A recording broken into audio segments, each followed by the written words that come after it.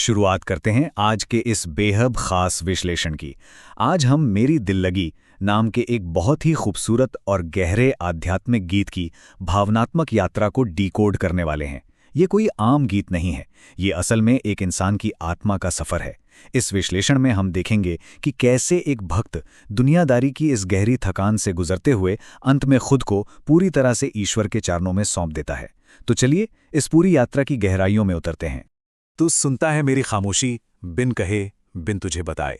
सोचिए, ये कितनी गहरी और दिल को छू लेने वाली बात है। अक्सर ऐसा माना जाता है कि प्रार्थना के लिए शब्दों की जरूरत होती है, लेकिन ये पंक्ति हमें सीधे इस रचना के मूल विषय यानी भक्ति की मौन भाषा से जोड़ती है। जब शब्द खत्म हो जाते हैं, इंसान अंदर से बिल्कुल टूट जाता है, तब भी वो परम शक्ति हमारी खामोशी को सुन लेती है। और यही तो इस पूरी भावनात्मक यात्रा की असल नींव है। भाग 1, ईश्वर का आह्वान, आध्यात्मिक आधार की स्थापना। गीतकार ने यहाँ कुछ बेहद खास नामों को चुना है: कल्की माधव, जगन्नाथ, नारायण और हरि। इस गीत की शुरुआत ही इन शक्तिशाली नामों के उच्चारण के साथ होती है। अब समझने वाली बात यह है कि ये सिर्फ नाम नहीं है, ये इस पूरी पुकार को एक बहुत ही पवित्र आध्यात्मिक सांचे में ढाल देते हैं। अपनी पहली ही सांस से भक्त इन नामों के जरिए उस परम सत्ता के साथ एक गहरा और बेहद व्यक्तिगत रिश्ता कायम कर लेता है। और ये रिश्ता कितना गहरा है वो इन पंक्तियों में साफ झलकता है। तू ही तो है मेरी जिंदगी, मेरी खुशी, ना दे मुझे सजाए। यहाँ भक्त बिना किसी शर्त के पूरी तरह से ईश्वर पर निर्भर है। इसे हम चरम भेद्यता या वल्नरेबिलिटी कह सकते हैं। ईश्वर को ही अपना जीवन और अपनी इकलौती खुशी मान लेना, यही वो निर्भरता है जो आगे आने वाले भावनात्मक तूफान के लिए एक मजबूत आधार तैयार करती है।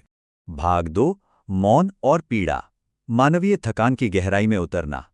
यहाँ एक बहुत बड़ा विरोधाभास या कहें पैराडॉक्स देखने को मिलता है। ना कह सकूंगा तुम्हें मैं, हे नारायण, कितने गमों को सहा है हे भगवान।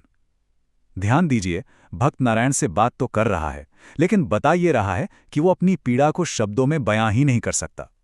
दर्द की विशालता को जताने का ये क्या कमाल का तरीका है। ये उस सीमा को दिखाता है जहां इंसान की हर हिम्मत और हर शब्द पूरी तरह जवाब दे जाता है।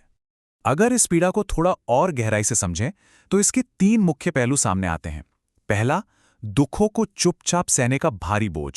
दूसरा, जिंदगी के रास्तों का बेहद क्रूर और बेरहम लगना। और तीसरा, अपने ही दर्द को शब्दों में ढालने की वो लाचारी। एक इंसान होने के नाते जीवन में कभी ना कभी ये भारीपन हम सबको महसूस होता ही है, जब चुनौतियां इतना थका देती हैं कि बस एक ऐसी अदृश्य समझ की तलाश रहती है जहां कुछ भी समझाना ना पड़े। ये थकान अपने चरम पर 3 चरणों में पहुंचती है। पहले चरण में रास्ते इतने बेरहम हैं कि वे आगे बढ़ने ही नहीं देते। जैसे भक्त कहता है, चल के तुम्हारी तरफ मैं आ न पाऊं, रास्ते बड़े बेरहम हैं। फिर आता है दूसरा चरण, जहां शारीरिक और मानसिक थकान हावी हो जाती है। थक गए ये कदम अब चल न पाएं। और अंत में तीसरा चरण, अब है तुझे थामना मेरे हाथ हरि। ये बदलाव बहुत अहम है।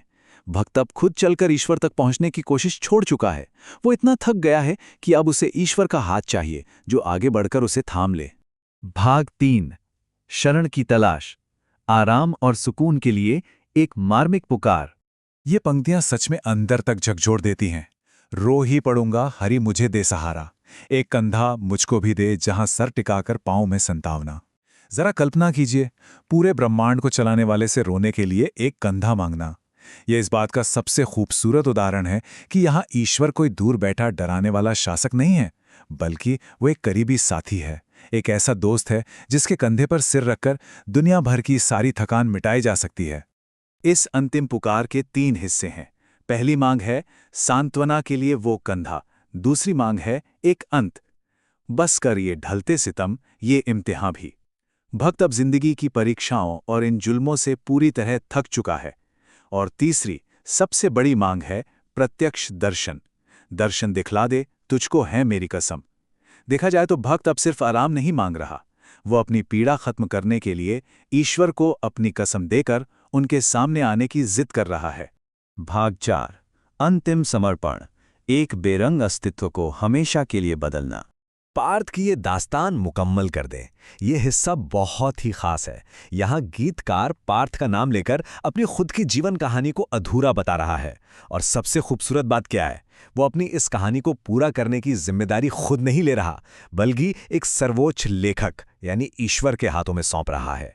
असल में इसे ही सच्चा और पूर्ण आत्मसमर्पण कहते हैं कि मेरी कहानी अब पूरी तरह तुम्हारे हाथों में है। लेकिन ये समर्पण किया क्यों जा रहा है, इसे समझने के लिए यहाँ दो अवस्थाओं की तुलना देखिए। एक तरफ है मेरी बेरंग जिंदगी, यानी एक रंगहीन, ऊर्जा से खाली और थका हुआ सांसारिक वजूद, और दूसरी तरफ है वो गहरी पुकार, रंग तू अपने भर दे। भक्त सिर्फ अपनी परेशानियां खत्म नहीं करना चाहता, वो चाहता है कि ईश्वर उसके इस खाली और खोखले जीवन को अपने ईश्वरीय रंगों से और एक ऊंचे दिव्य उद्देश्य से भर दे। तो इस पूरे विश्लेषण के आखिर में एक बहुत ही गहरा सवाल उठता है। एक बेरंग जीवन को पूरी तरह से समर्पित कर देने और एक सर्वोच्च शक्ति पर यह अटूट विश्वास करने का असल में क्या मतलब है कि वो शक्ति इसे एक गहरे अर्थ से भर देगी। ये रचना सिर्फ कुछ शब्दों का जोड़ नहीं है, ये दुनियादारी की थकान से लेकर एक पूर्ण आध्यात्मिक समर्पण तक की मानवीय यात्रा का आईना है। ये सच में सोचने वाली बात है कि हमारे जीवन के वो ईश्वरीय रंग क्या हो सकते हैं। आज के इस विश्लेषण में इतना ही। आगे भी ऐसे ही विषयों की गहराइयों में उतरते रहेंगे।